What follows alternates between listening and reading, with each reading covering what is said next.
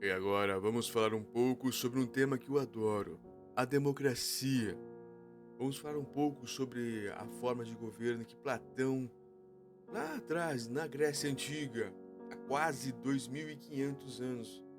Sócrates viveu nessa época, 2500, depois veio Platão, o seu discípulo, depois, o maior de todos, na minha opinião, Aristóteles. Claro que o embrião não começou nessas pessoas, mas esses três foram sensacionais e Platão foi quem nos deu Sócrates, porque foi Platão que escreveu o que Sócrates fez, fazia e o que ele ainda faz pela vida. Então vamos escrever um pouquinho, falar um pouquinho sobre democracia e Platão. Ele tinha algumas dúvidas sobre democracia naquela época, que são dúvidas que até hoje nós temos, não que seja a pior forma de governo, não, é a melhor forma de governo, acredito, mas algumas coisas precisam ser ditas sobre democracia, que não é tudo, não é um véu, não é tudo mel, não é tudo doce, algumas coisas são amargas, principalmente porque as pessoas não respeitam os princípios e deveres, as vantagens e desvantagens da democracia.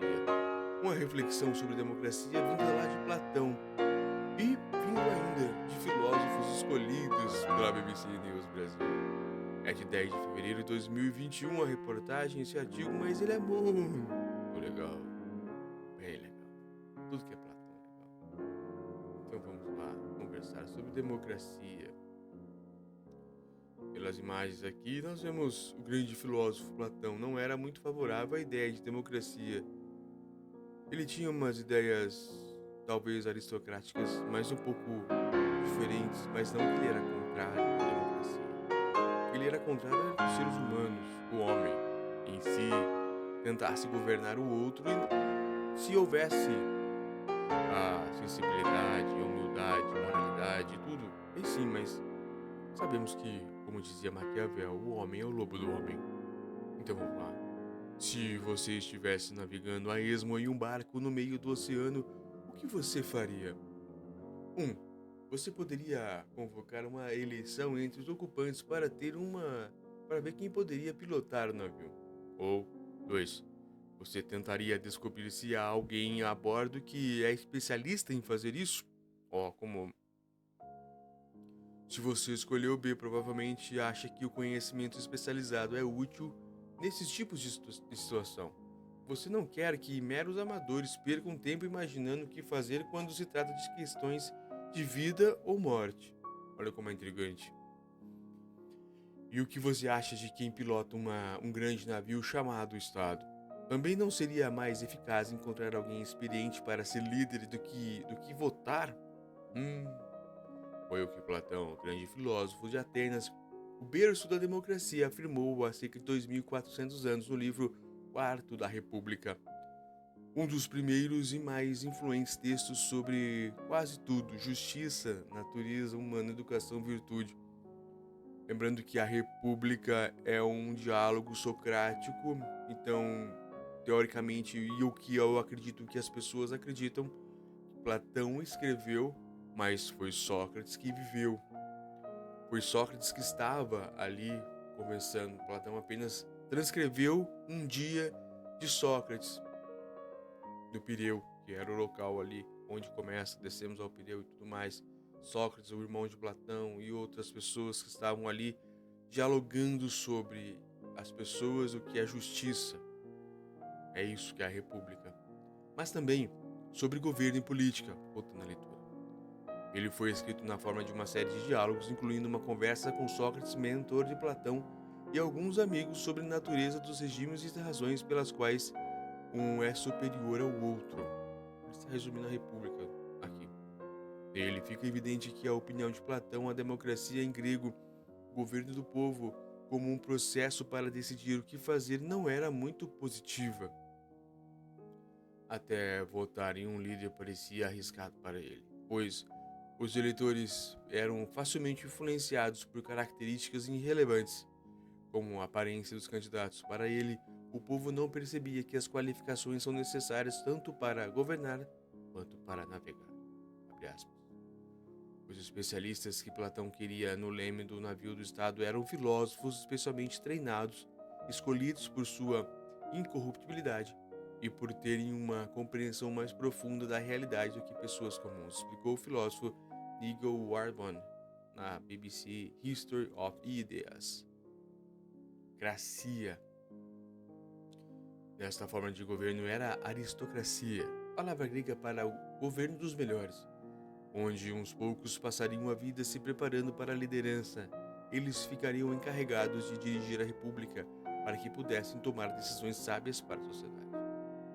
Embora suas opiniões fossem indiscutivelmente classistas, Platão acreditava que esses aristocratas governariam de maneira abnegada e virtuosa, explica a filósofa Lindsay Porter em uma animação da BBC Ideia. No entanto, essa sociedade ideal estaria em constante perigo de colapso. Abre aspas. Ele previu que os filhos de homens sábios e educados acabariam sendo corrompidos pelo privilégio e pelo lazer, que acabaria se preocupando apenas com a riqueza, e a aristocracia se tornaria uma oligarquia, que em grego significa governo de poucos, diz Potter. Esses novos governantes ricos e mesquinhos ficariam obcecados em equilibrar o orçamento. A austeridade dominaria e a desigualdade aumentaria. À medida em que os ricos ficam cada vez mais ricos, quanto mais pensam em fazer fortuna, menos pensam em virtude, escreveu Platão. À medida que a desigualdade aumenta, os pobres sem educação vão acabar superando os ricos. Eventualmente, os oligarcas seriam derrubados e o Estado estaria em colapso em uma democracia, diz. Democracia em colapso? Para nós, que estamos acostumados a ouvir elogios à democracia e defendê-la, soa estranha a ideia de contagem de governos que, passando das formas superiores às inferiores, ele ocupa o terceiro lugar, depois da aristocracia e da oligarquia. Não só isso, na República de Platão, Sócrates aponta que essa democracia, uma forma agradável de anarquia, por sua vez, como qualquer outro regime, estaria em colapso devido às suas próprias contradições. A partir da aristocracia nasceria a oligarquia e desta democracia, e esse, governo do povo, daria lugar a uma tirania, o que acontece, né? Infelizmente o que acontece. Isso porque, assim como a busca cega por riqueza causa uma sede de igualdade, o desejo incansável de liberdade causa uma demanda por tirania, o excesso de liberdade. Aqui está outro conceito difícil de Platão. Basicamente, a ideia é que, uma vez que as pessoas tenham liberdade, elas querem ainda mais liberdade. Se a liberdade a qualquer preço é o único objetivo, há um excesso de liberdade que gera um excesso de facções e uma multiplicidade de perspectivas, muitas das quais estão cegas por interesses mesquinhos. Quem quiser ser líder deve então bajular essas facções, saciar suas paixões, e isso é terreno fértil para o tirano, que manipula as massas para dominar a democracia, segundo Platão. Além disso, essa liberdade limitada degenera em histeria em massa, segundo Platão. É então que a fé na autoridade se atrofia, as pessoas ficam inquietas e cedem a um demagogo vigarista que cultiva seus medos e se posiciona como protetor. Não obstante, os antigos atenienses tinham uma democracia direta, então o eleitorado votava em quase tudo. Referendos eram basicamente intermináveis. Abre aspas. Hoje existem muitas instituições que não existiam na época de Platão.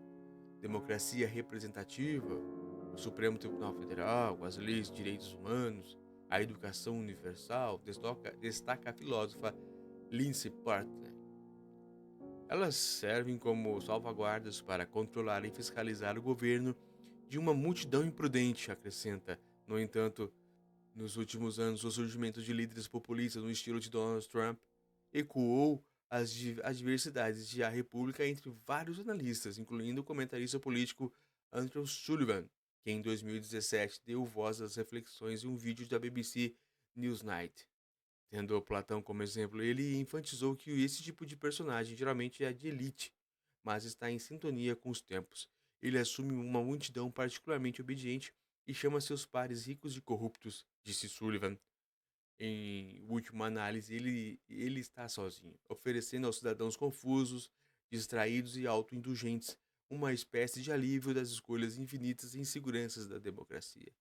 E ele se oferece como uma resposta personificada para todos os problemas, e com o público animado por ele como uma possibilidade de solução, uma democracia se anula impetuosamente e de maneira voluntária. Mas há algo mais.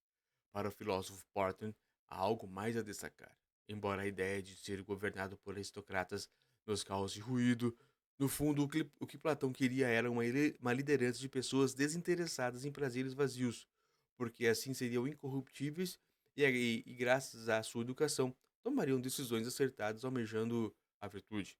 Líderes que se perguntavam constantemente qual seria a nação mais justa e prudente. Esta é a chave para Platão. Tome decisões justas, prudentes e sábias. Deixe a virtude governar, não a paixão, diz Portman. Agora aqui você vai entender para a sua vida. Nós vamos entender essa frase para nossa. Vamos governar nossa própria vida. Olha só. Esta é a chave para Platão, não só no Estado, mas também internamente.